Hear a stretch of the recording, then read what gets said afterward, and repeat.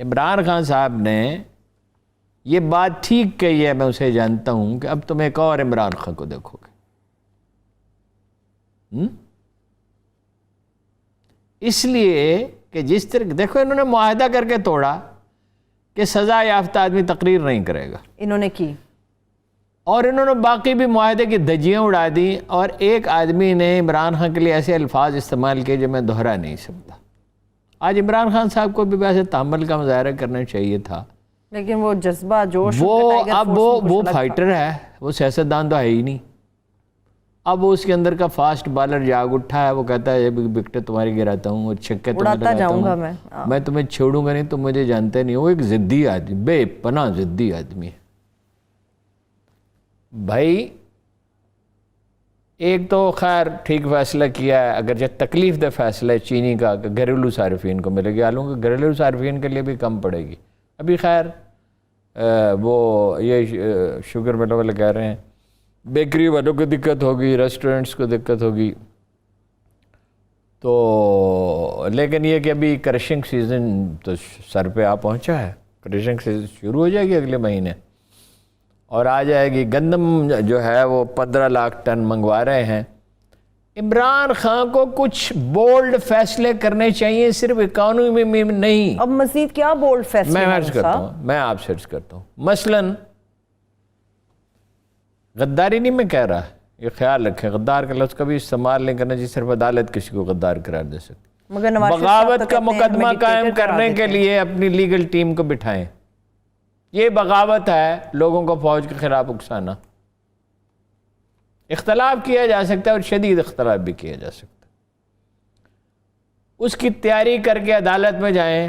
عدالت کو بھی اس نے ٹھوکر ماری کہ جی ان سے فیصلہ لکھوایا گیا ہے. جی او بھائی آپ پیسے لے کے گئے ملک سے باہر لیگلی، آپ نے ایک سٹیل مل ایک ملک میں لگائی، پھر دوسرے میں لگائی، اور جب دوسرے ملک میں لگائی اس میں ایک بھی پاکستانی نہیں تھا. آپ کے دل میں اگر چور نہیں تھا، آپ آج تک نہیں بتا سکے یہ فلیٹ آپ نے کہاں سے خریدے. آپ کی بے شمار جائیدادیں ہیں، آپ نے خریدے ہوں گے، دولت کے انبار ہیں، کچھ تو بتائیں. عمران خان صاحب کو چاہیے کہ وہ دیکھیے نا یہ بات وہ اس کی ٹھیک ہے، ڈالر کی قیمت بڑھ گئی، بارشیں بہت ہو گئیں. بڑی غلطی یہ ہوئی کہ اعداد و شمار درست نہیں تھے گندم کی پیداوار کے. گندم آخری 2-3 ہفتوں میں خراب بھی بہت ہوئی، پھر سمگل بھی ہوئی.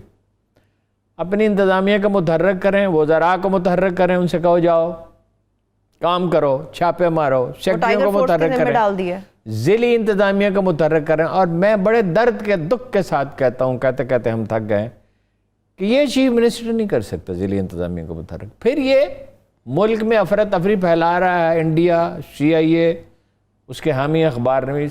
ان حالات میں بیوروکریسی ویسی کام سلو کر دیتی ہے، گو سلو، سست روی کا شکار ہو جاتی ہے کہ پتہ نہیں انہوں نے رہنا یا نہیں رہنا. ایسے اقدامات اسے کرنے چاہیے اور ملٹری اسٹیبلشمنٹ کو بھی کرنا چاہیے. میں کھل کے کہتا ہوں یہ بات، جس سے یہ نظر آئے کہ انسٹیبلٹی کی اجازت نہیں دی جائے گی، اور کارروائی کریں ضروری. اور اس پہ اگر ضرورت پڑے، اگر قانونی ماہرین اسے اتفاق کریں، پابندی لگا دی جائے نون لیگ پہ. پابندی لگا دی جائے، نئی پارٹی بنائیں تو بنائیں. یہ کیسے ممکن ہوگا؟ یہ کیسے ممکن ہے؟ بالکل. کیوں نیب پہ پابندی سپریم کورٹ نے لگائی تھی اور بالکل ٹھیک لگائی تھی بھٹو صاحب کے زمانے میں، اس لیے کہ ان کے لوگ افغانستان میں فوجی تربیت حاصل کر رہے تھے. پابندی بھائی آپ فوج کے خلاف آپ اچھا پھر الطاف حسین کی تقریروں پہ کیوں پابندی اگر نواز شریف کی دکھانی ہے تو وہ بھی تو یہی کر رہا تھا. کہتے ہیں ہم سوشل میڈیا کا استعمال کر رہے ہیں، ہم سوشل میڈیا کے ذریعے دکھائیں گے. سوشل میڈیا کی مانیٹرنگ کا کوئی سسٹم وضع کریں نا جی، ان کے ساتھ بات کریں. کیا یہ 22 کروڑ کا ملک جو ہے اس کو غیر یقینی؟ مجھے پورا یقین ہے اپنے تجزیے کی بنیاد پہ کہ امریکہ میں ضرور کوئی لوگ ہیں جو یہ پلان کر رہے ہیں کہ فوج حماقت کرے، چلہ لگائے. یہ تو پلان بھارت بھی کر رہا ہے. اس کے بعد جو ہے، اور انڈیا کیا ہے، ملک کو، پاکستان کو اقتصادی طور پہ تباہ کیا جائے. دیکھیں نا، اور ماڑا میں واقعات ہوئے، وزیرستان میں واقعات ہوئے، فوج پہ آئیں گے ہارون صاحب، اور جگہ پہ واقعات ہوئے.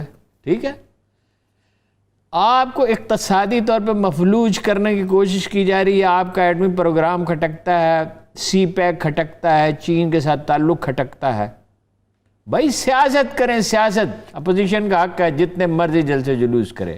اب بالکل نہیں حکومت کو چاہیے تھا کنٹینر وغیرہ لگاتی, فری ہینڈ دینا چاہیے تھا کہ آئیں جلسہ کریں اور لیکن یہ کیا ہے. اور عمران خان صاحب کو بالکل یہ لفظ نانی اور یہ بچے اور یہ فلاں ان کا ذکر نہیں کرنا چاہیے, اس کی شایان شان نہیں ہے. ایک وزیر اعظم کے عہدے کے شایان شان نہیں ہے جس قسم کی لینگویج انہوں نے استعمال. اور یہ دیکھو جی پوری قوت صرف کر کے اور متحرک کر کے ضلعی انتظامیہ کو خود نکلیں, باہر نکلیں, جائیں چھوٹے چھوٹے شہروں میں بھی جانا پڑے 2-4 بجے جانا, کوئی یہ تھوڑی ہے کہ 200 اضلاع ہیں تو 200 اضلاع میں جانا ہے, 12-15 میں چلے جائیں, جائیں اور پوچھیں اور مانیٹرنگ کا ایک نظام وضع کریں کہ کہاں خرابی ہو رہی ہے, چینی میں, گندم میں, دواؤں میں, اور یہ جو ڈرگ ریگولیٹری اتھارٹی ہے اس میں, کارٹلز میں, اور کام شروع کریں. کب کام شروع کریں گے؟ وہ کہتے ہیں کہ کچھ معاملات پہ ٹائیگر فورس کے ذریعے ہم کام شروع کر رہے ہیں نا, جیسے مہنگائی کے اوپر ہم کام کریں گے. کچھ نہیں کر سکتی سوائے معلومات فراہم کرنے کے. اس میں بھی یہ احتیاط کرنی چاہیے کہ ذرا سی بھی شکایت کسی آدمی کی ملے تو اس کو الگ کر دینا چاہیے, کیونکہ ہر طرح کے لوگ ہوتے ہیں جو بلیک میل کرنے کی بھی کوشش کرتے ہیں جا کے ہوٹلوں کو یا دکانداروں کو یا کسی کو بھی. دیکھیے نا, ایک سپر سٹور میں آپ جاتے ہیں یا ایک 5 سٹار ہوٹل میں جاتے ہیں, اس کے اوور ہیڈ بڑے ایکسپینڈیچر ہوتے ہیں. ایک 5 سٹار ہوٹل میں کھانا جو ہے وہ آپ کو 1000 روپے سے کم کا دے سکتے ہی نہیں, ممکن ہی نہیں. ان کی بلڈنگ پہ اربوں روپے خرچ ہوئے ہیں, ان کے مینیجرز ہیں, صفائی کے معاملات ہیں, ان کا ٹیکس زیادہ ہے, وہ ٹیکس دینا ہے, انہوں نے ان کا فرنیچر ہے, صفائی کے معاملات ہیں. اسی طرح ایک سپر سٹور پہ آپ جاتے ہیں, وہاں گوشت آپ کو اس بھاؤ نہیں ملے گا جہاں محلے کے کسائی سے ملے گا.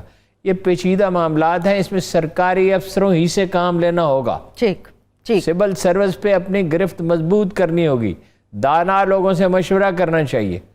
دانا سے یاد آیا ہارون صاحب, آپ نے مولانا صاحب کی تو بات ہی نہیں کی, جو لیڈ کر رہے ہیں وہ تو جمہوریت کی سب کو دیکھیں جی, مولانا صاحب کا تو ایک مسئلہ ہے نا, نواز شریف کا مسئلہ تو یہ کیسز ختم ہو اور اقتدار ملے. مولانا کا مسئلہ تو نواز شریف صاحب حل کر رہے ہیں کہ وہ اتنی سخت تقریر کرتے ہیں, پی ڈی ایم اس طرح نہیں رہے گی.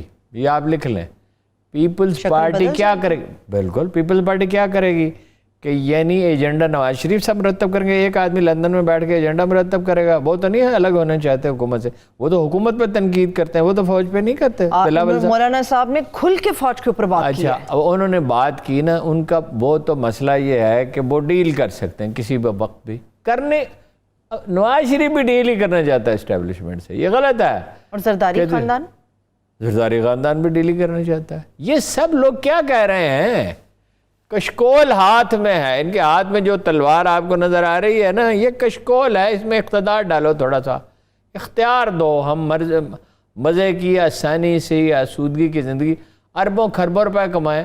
آپ کا کیا خیال ہے چینی کمپنیوں سے انہوں نے جو معاہدے کیے ہیں اس کو پبلک کیوں نہیں کر رہے؟ چینی حکومت تو حکومت پاکستان کو برائیو نہیں کرے گی. بالکل, وہ تو پاکستان کی خیر خواہ ہے اور دل و جان سے خیر خواہ ہے. وہ تو ہمارا ایک وفد گیا تھا, اس میں میرا ایک دوست شامل تھا, بہت پرانی بات ہے, تو انہوں نے کہا آپ ہمارے لیے اتنے ہی اہم ہیں جتنا اسرائیل امریکہ کے لیے اہم ہے. ہم پاکستان پہ آنچ نہیں آنے دیں گے, اور 71 کے بعد خاص طور پہ. بات یہ مگر چینی کمپنیوں کا تو کوئی اعتبار ہی نہیں ہے. مجھے یہ یاد ہے کہ شاعر قراقرم کے مرمت کے جو ریٹ تھے وہ ایک چینی کمپنی نے اتنے زیادہ لگائے تھے. وہ ہماری ذمہ داری ہے جب ہم ان سے لین دین کر رہے ہوں. چینی کمپنیوں سے یہ پیسے بنائے, ترک کمپنیوں سے لاہور شہر کی صفائی کا ٹھیکہ ایک ترک کمپنی کو دیا. ٹھیک, بالکل.